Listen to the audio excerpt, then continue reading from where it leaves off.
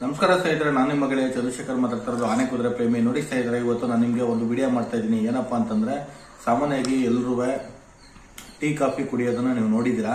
ಯಾವ ರೀತಿ ಅಂತಂದ್ರೆ, ಟೀ ಅಥವಾ ಕಾಫಿ ಕುಡಿಬೇಕಾದ್ರೆ ಒಂದು ಸೌಂಡ್ ಬರುತ್ತೆ ಅವ್ರು ಕುಡಿಬೇಕಾದ್ರೆ. ಅದು ಯಾವ ರೀತಿ ಅಂತಂದ್ರೆ ನೋಡ್ಕೊಳ್ಳಿ.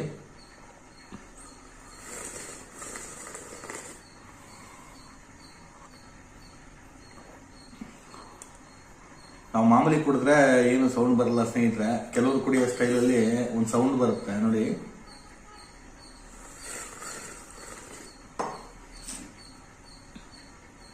ಕೇಳಿಸ್ಕೊತಾ ಇದ್ದೀರಲ್ವಾ? ನೋಡ್ಕೊಳ್ಳಿ, ನಾನು ಮಾಮೂಲಿ ಕುಡಿತೀನಿ, ಸೌಂಡ್ ಬರಲ್ಲ.